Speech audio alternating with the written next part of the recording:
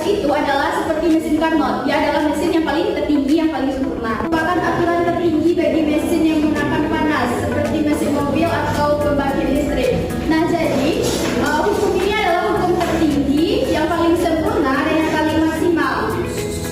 Nah, ada sebuah konsep mesin khayalan yang disebut mesin Carnot. Nah, jadi mesin Carnot ini adalah mesin khayalan dan kompresi adiabatik. Siklus ini menjadi mesin Carnot. Siklus ini menjadi dasar untuk memahami efisiensi mesin Carnot dan digunakan untuk menentukan efisiensi maksimum yang mungkin dicapai oleh mesin Carnot yang beroperasi antara dua suhu tertentu.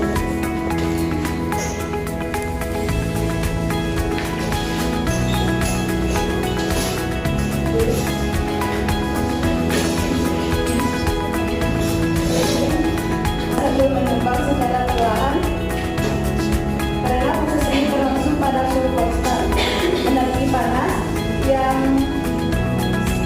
diserap sebelum dikonversi menjadi kerja yang dilakukan oleh gas terhadap piston.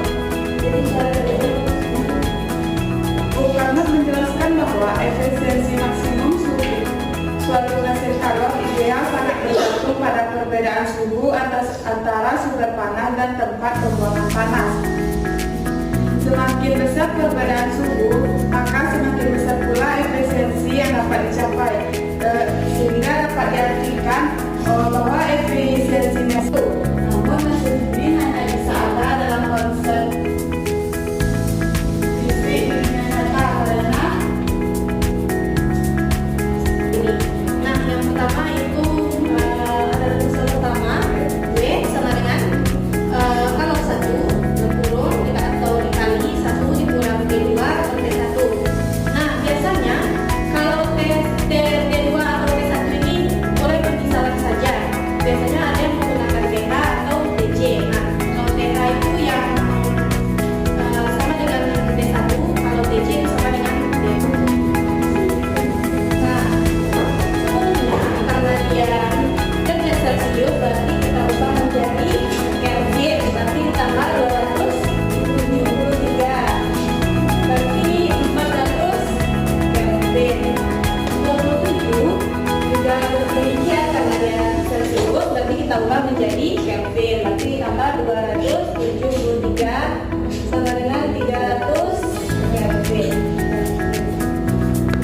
Baik, terima kasih kepada moderator atas kesempatannya untuk bertanya.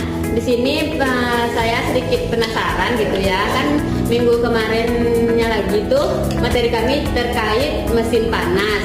Nah, juga tadi disampaikan oleh Kak Warda kalau nggak salah tentang cara kerjanya itu 11-12 entah mirip entah itu memang ternyata mesin panas atau gimana. Jadi pertanyaannya yaitu bagaimana penjelasan tentang perbedaan atau persamaan dari mesin panas dan hukum Carnot ini. Sekian, sampai.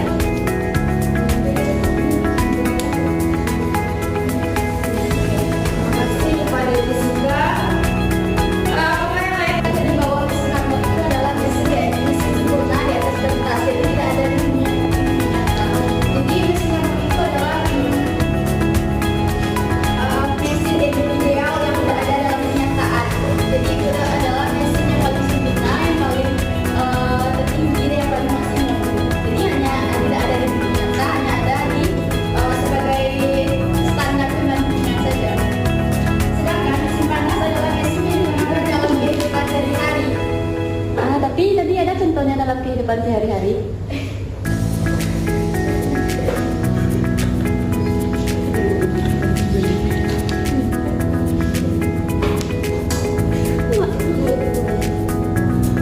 Saya akan mencoba menjawab pertanyaan, menambahkan jawaban dari pertanyaan Jessica, yang mana pertanyaannya itu sebagai perbedaan persamaan antara mesin Carnot dan mesin panas biasa.